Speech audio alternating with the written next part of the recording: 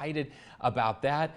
Just trying to see if we've missed anything else. Oh, I also told him that I thought it was important that the White House and others model what it's like when you are actually fully vaccinated. You shouldn't have to do all the things that you did before. You shouldn't have to wear a mask everywhere and when you're outside with people and around other vaccinated people. There are so many things that we can do, and President Biden agreed that they could do a better job of being a little less cautious, following the science, and being able to do the things, show that you can do the things that everyone wants to do by getting your vaccine. So I was excited with that. And so now we're going to take some questions. Again, I appreciate people who have sent in their questions. We're ready to go. So the first one comes from Emma on Facebook. And Emma asks, how can we improve education and teacher retention in our state? Thank you, Emma. It's been a rough year for teachers across our state and across our nation. I know because I have a brother who is a teacher. We talk about this all the time. I still have 2 kids in public school. And I've seen firsthand how dedicated our teachers have been in the most difficult of year. We're one of the few states that was able to have kids get in-person learning for most of the school year, and that's been a big deal, but again, also a very challenging one. So what can we do? Well, I think there's several things that we can do to keep our teachers in the profession. Unfortunately, we have a teacher shortage in this country, and that's true here in Utah. We lose almost half our teachers in the first 5 years of their profession for lots of different reasons, but there are a couple. One, of course, is teacher pay. We need to make sure that this can be a career for teachers, that you can raise a family on a teacher's salary, and we're working to increase teacher pay. We had historic investments in education spending this year, and much of that will go to teachers. We had the first time ever we had teacher bonuses that to help our teachers through this very difficult pandemic year. Really excited that those checks are going out to our teachers, and so that's one. But as I traveled around the state, what I found out was I thought teacher pay would be the biggest issue. It was actually the second biggest issue.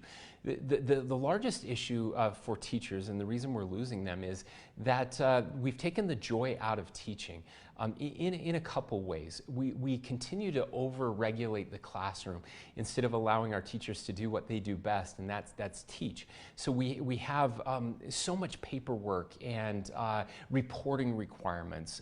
We have hundreds of reporting requirements for teachers and school districts. Many of which are duplicative or completely unnecessary. So we're trying to peel back those regulations. We have high stakes testing and school grading and things that aren't making our kids any smarter, but are certainly making it more difficult for our teachers. And so we're working with the legislature and the state school board to find ways to improve the atmosphere around teaching.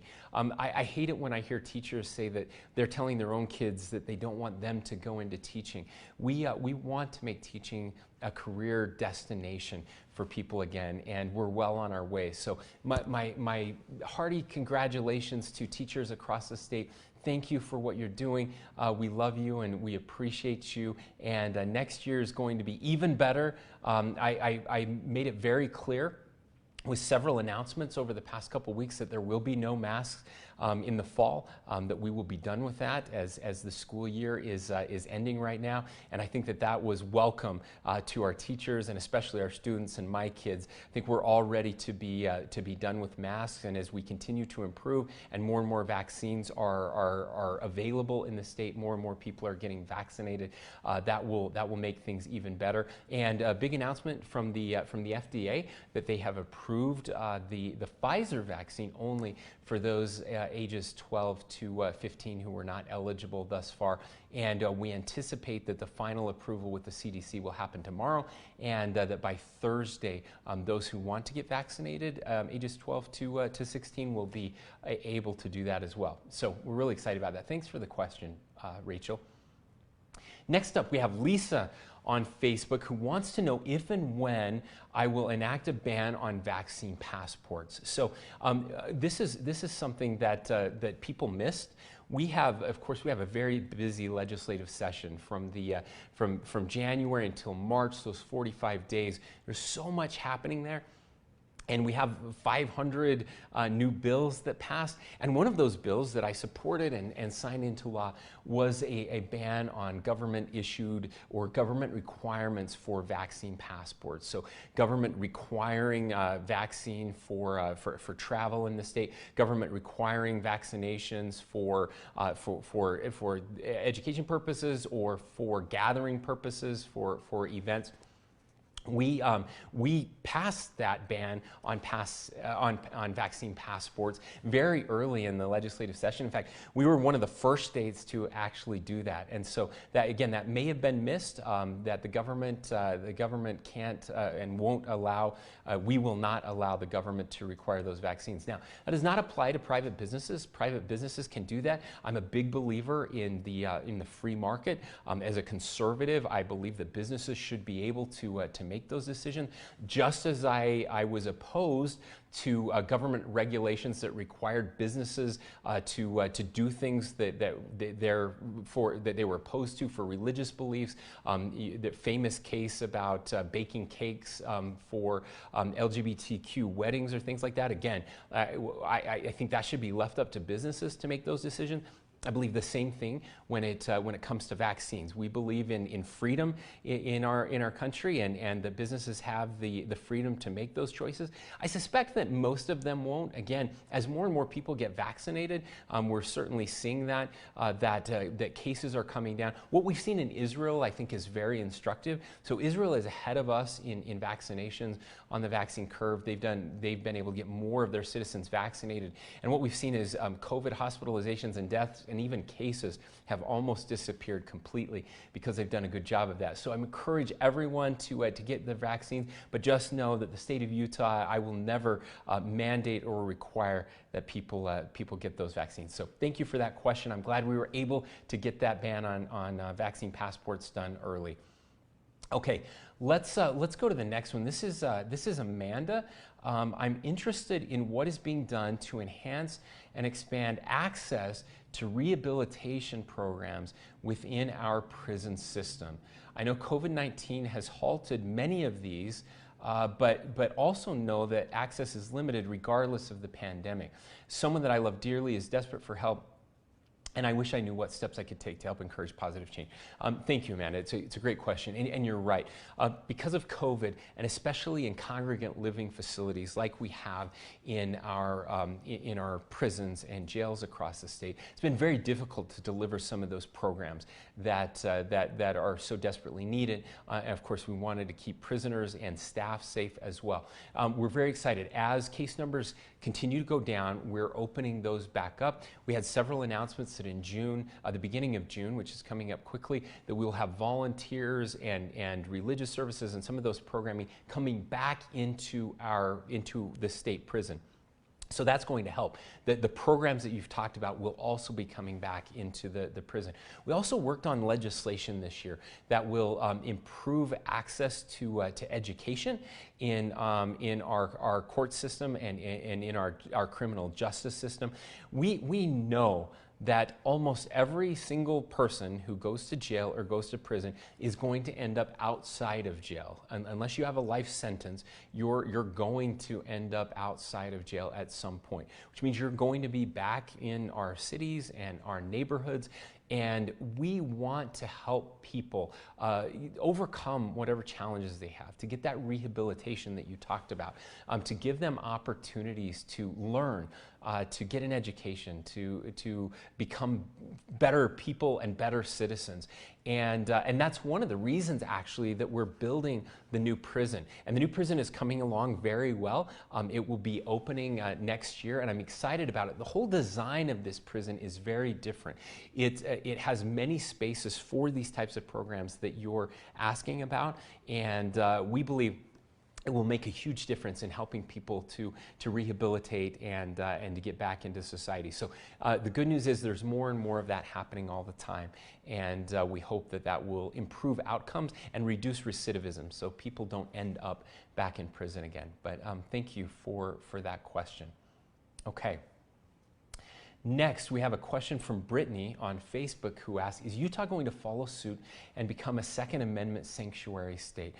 Thank you, Brittany, for that question. What I want to say is I believe and I feel strongly that Utah is not just a Second Amendment sanctuary state, but it's a Constitution sanctuary state, that every part of the Constitution is critical to who we are. We believe in it. I believe that the Constitution is inspired. I believe that it is the greatest governing document in the history of the world, and we want to protect it and we want to defend it. And there are lots of different ways that we do that. But one way is that we work very closely with the Attorney General. And anytime we feel like the federal government is violating the Constitution or overstepping their bounds, we bring immediately action against the federal government. We've already filed several lawsuits, joining often with other states against the current administration to challenge some of those actions, some around energy development and others that we feel are unconstitutional.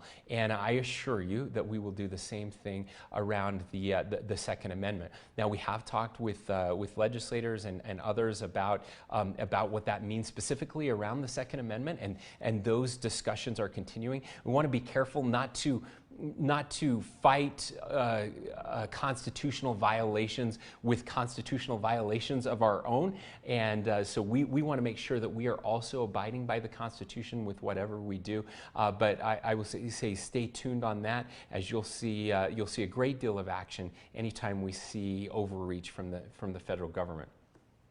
Okay, let's see. We have a question from Noel on Facebook.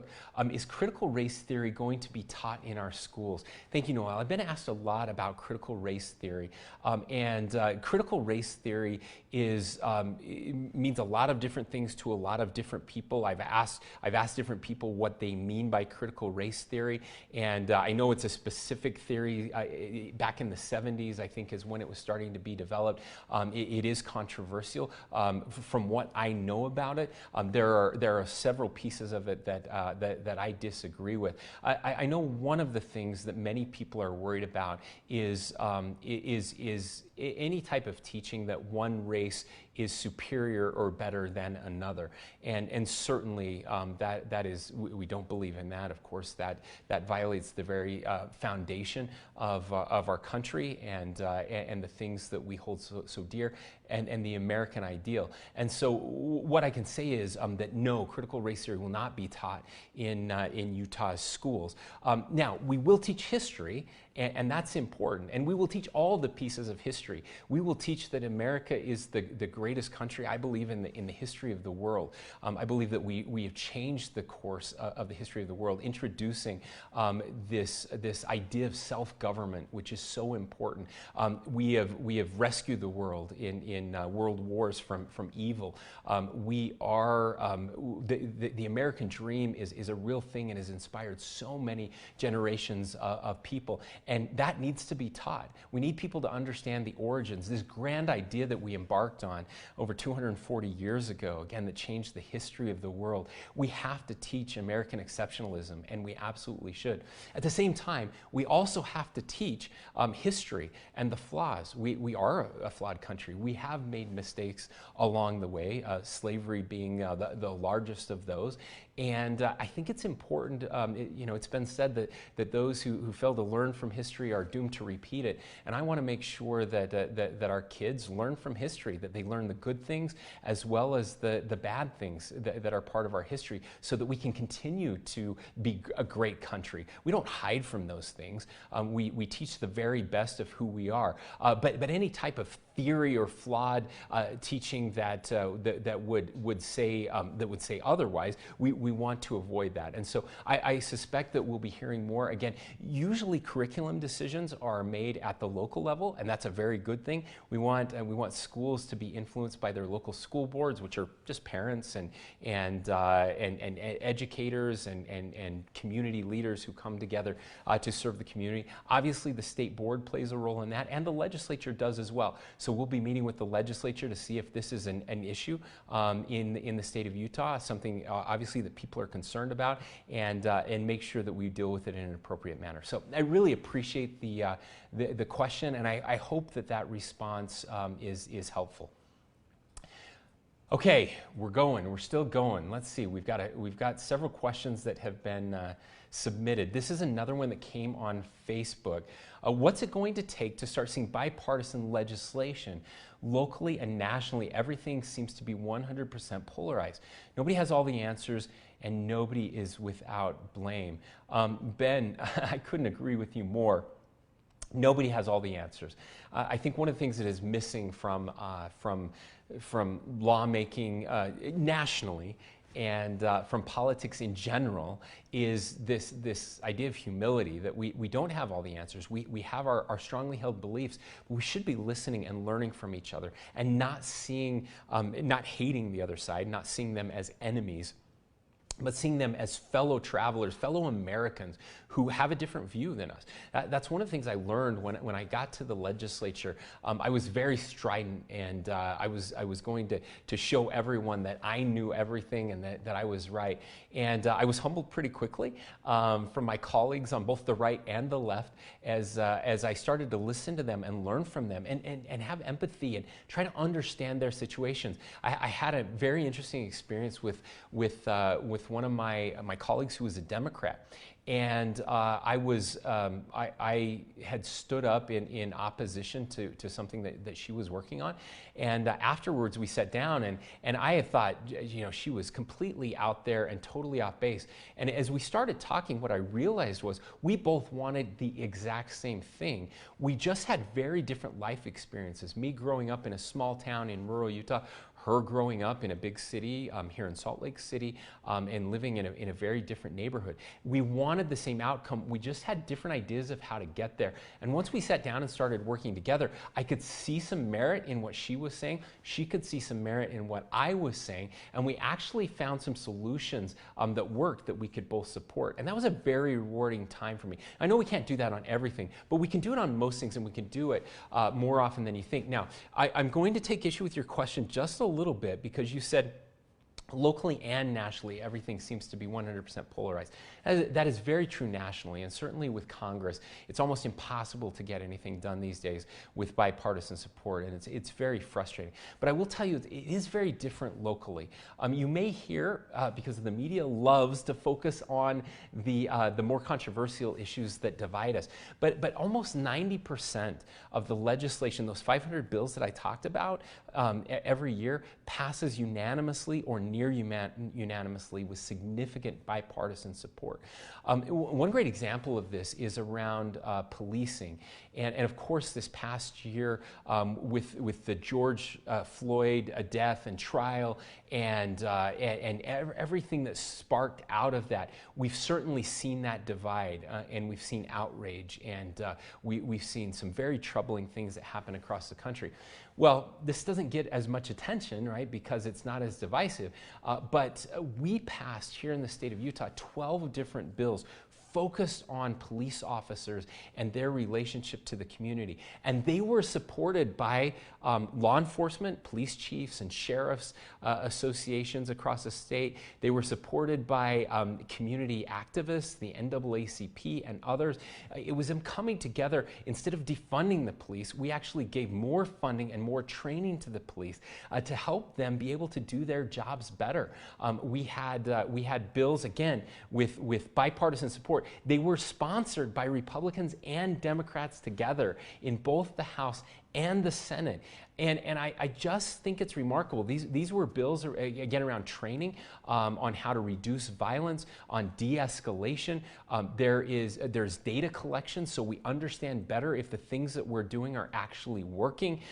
Community engagement legislation, all of these different things that passed.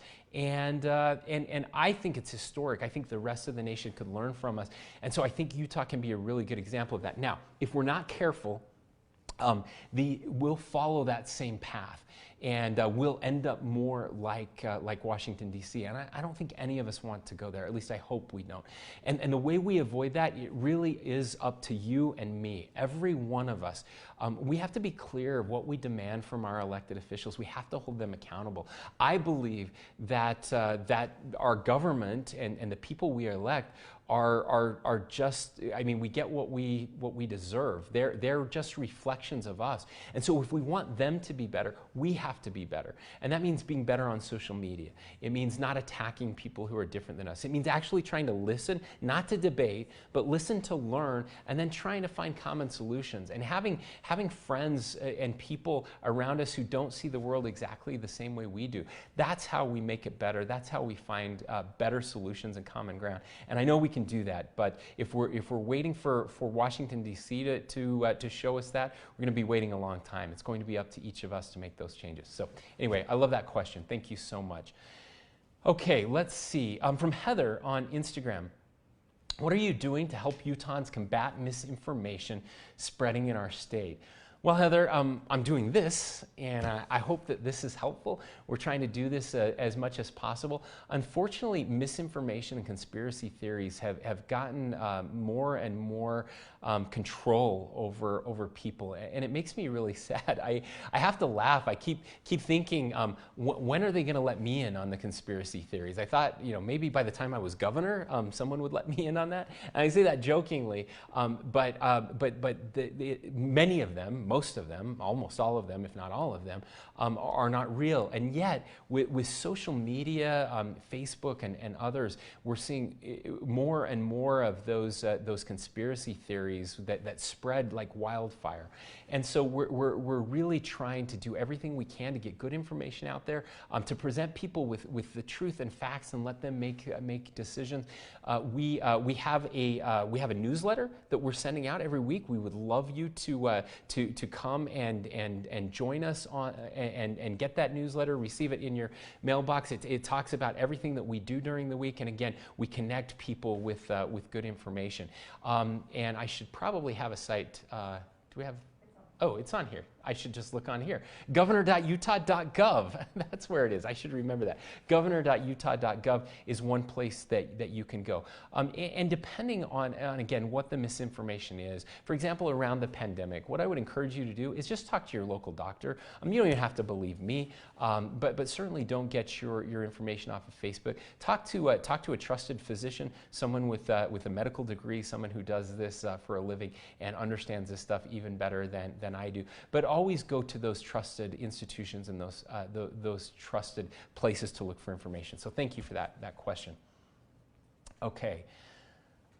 Let's see. Let's look at, we have one here from an Instagram follower. What is being done to help with the pollution problem?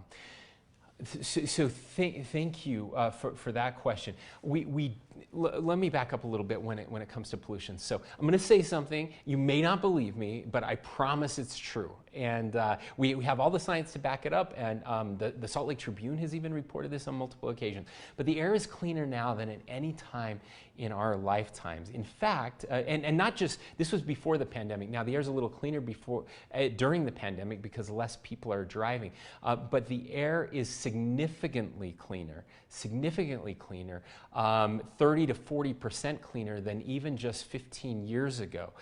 We have made tremendous strides on cleaning up our air. Most of that has been done with industry. That's where we've seen the largest strides. We are also, what's amazing about that is, so at the time we cleaned up our air the most, we were the fastest growing state in the nation. As the census just showed us over the past 10 years, we have been the fastest growing state. Now the area where we have the most ability, most of our pollution right now, especially along the Wasatch Front, actually comes from our tailpipes. And those tailpipe emissions are very dangerous, especially during inversion season. Now, it's important to point out that inversions happen before pollutions. Inversions are a natural phenomenon where, especially during the winter months, you get cold air that is here, and then a high pressure moves over, and it traps that cold air between the mountains. So it acts like a bowl with a cap on top of it. And anything that rises up gets trapped in there. So of course pollution gets trapped in there. Water vapor also gets trapped in there. And that's what makes our air look so murky. Some of the Native Americans that lived here, the earliest settlers in this region, called it the Valley of Smoke, because during that time the smoke from their fires would get trapped. And most of what you see, especially early in an inversion, is actually water vapor. It still looks dark and murky, but that's water vapor. But then, of course, pollution grows and grows and grows because there's no way for it to get out. So the question is, what are we doing? We have invested significantly in Tier 3 gasoline, which will help clean up our air. Many of our refineries are now producing Tier 3 gasoline. All of them will over the next several months and next couple years. And as you put Tier 3 gasoline in a Tier 3 vehicle, which is everything after about 2017, that's like an 80% reduction in emissions. It's like taking 4 out of every 5 cars off the road. Of course, electric vehicles are also a big part of lowering those emissions. And so we're working on building out our electric vehicle infrastructure. One of the reasons people don't buy an electric vehicle, they're now as cheap almost as every other vehicle, but it's that they're worried that they won't have a place to charge if they're traveling. So we're working strategically to get electric charging stations across the state so that people won't have any hesitancy to buy electric vehicles, and we'll continue to make progress there. So lots of cool things happen. We have a bipartisan now, it's a few years old, but this is remarkable. Back to an earlier question. We have a bipartisan Clean Air Caucus. Republicans and Democrats, I just met with them a couple days ago, working to improve air quality in the state. It's not a partisan issue anymore. It's all of us working together. So great news on that front. Okay, we've got time for maybe just a couple more. I appreciate you sticking with us.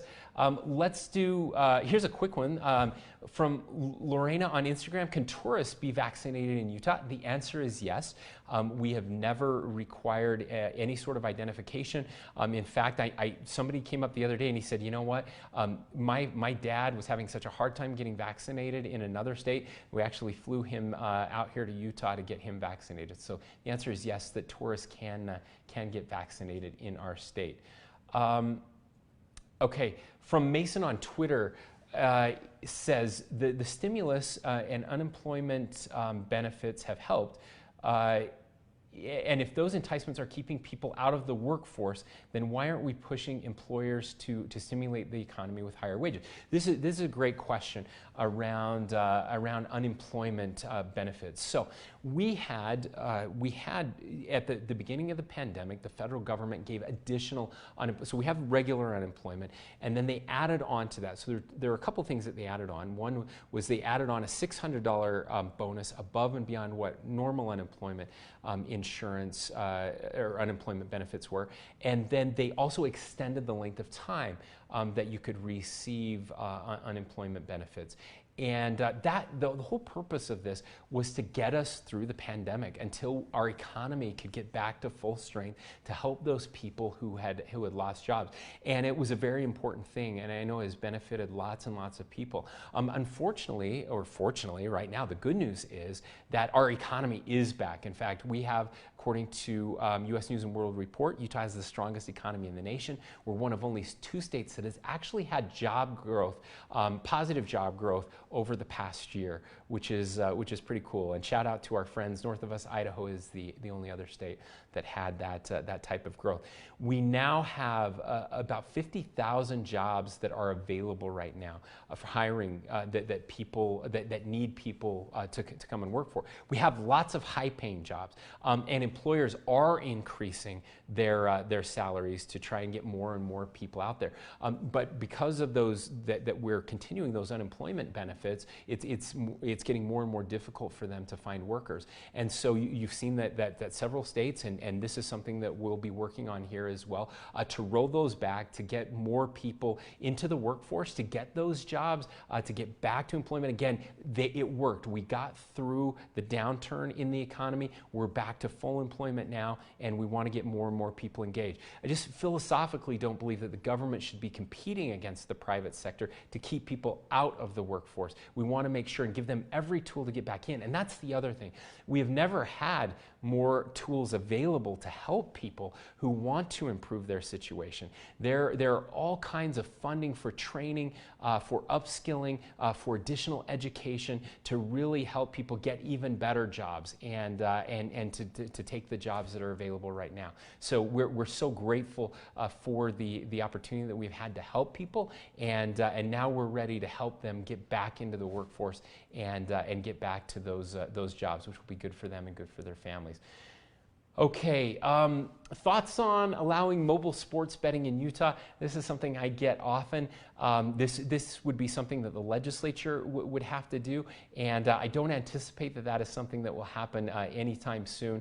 We're pretty conservative when it comes to those types of things, and we talked about lotteries a lot in the past, and I've always said that lotteries are just a tax on people that are bad at math, and so I don't think we'll see anything quite like that anytime soon. So I apologize for that. With that, I think we're out of time. I hope you've enjoyed this. I hope that this is something that works for you. If it does, if you like it, please leave a comment and let us know if you want us to keep doing these. If not, I won't have my feelings hurt, but I always love an opportunity to connect with each of you. Let me just end by thanking you. Today, we got our coronavirus numbers that we get every day, and this past week was the lowest week we've had for new cases since I think the 1st of June. And we had fewer cases this past week than we had in one day in December or January, which is just incredible and speaks to the hard work of so many people working again to get vaccines out, to keep people safe, and to keep our economy rolling. We've done that better than any other state, keeping our economy open and keeping people safe. And I'm very grateful to all of you for your work. So thank you for allowing me to be your governor. Thank you for spending time with us tonight, and we look forward to seeing you again in a few weeks.